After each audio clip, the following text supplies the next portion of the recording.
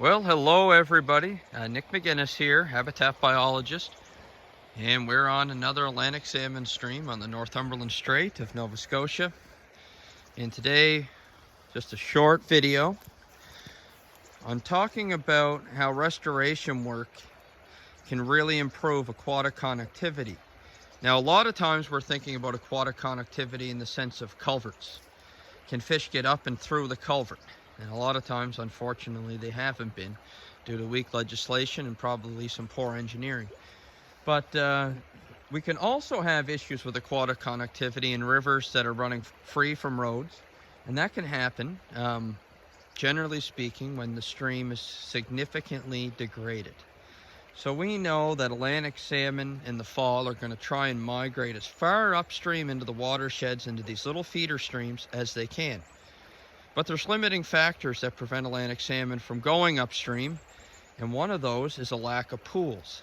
So if, generally speaking, in a pristine ecosystem, in a fully intact watershed, every 6 channel widths, so in a 10-meter stream, every 60 meters, you should have a pool. And these pools go left and right, and that's what creates a meander. In a degraded stream, a lot of times the stream bed is scoured right down to bedrock, and you end up with something that doesn't have much of a channel shape at all. The bottom is relatively flat. The channel width is quite over widened. And because it lacks pools, the Atlantic salmon can't successfully migrate.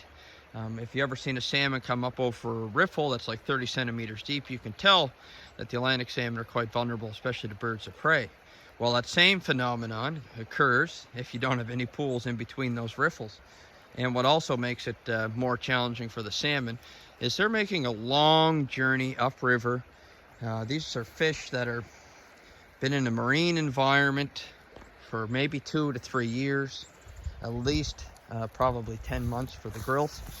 And they're trying to get as far upstream as they can.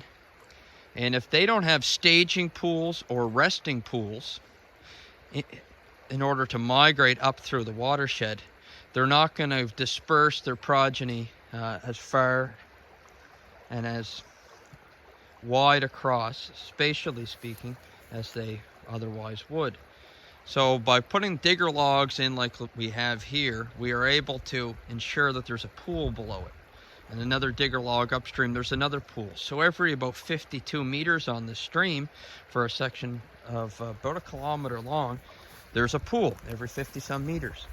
So your salmon are able to pile up into this pool and then quickly dart up into the next pool, and they can rest for maybe half a day, maybe an hour, and then they can keep going up and up and up. What this allows to happen is your Atlantic salmon eggs are deposited across a wider area, which is good for the species and the population within that watershed, because your fry are developing in less densities than they otherwise would.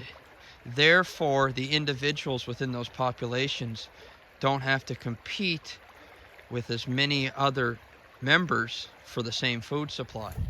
So you end up having more robust individuals within that population, and it also protects, it's almost like hedging your bet in investing. If something goes wrong in one section of the watershed, maybe there's a water slide, maybe there's a road collapses, all sorts of things can happen. The more you have your salmon juveniles spread out throughout the watershed, the more hedged you are against issues, site-specific issues within that section of stream. So, short video, again, digger logs, creating pools, critical for promoting aquatic connectivity throughout the watershed, and it's critical for restoring Atlantic salmon populations wherever they exist. Thanks for watching. If you liked the video, please hit the like video. And if you'd like to see some more videos on Atlantic salmon habitat, river restoration, and also looking into some of the ecologically based activities that I'm using on my farm and woodlot, please hit the subscribe button. Love to have you along for the journey. And if you have any comments about this video or any of our other videos, feel free to comment. I pretty much answer all the comments and love to have discussions on all topics of natural resources. Thank you.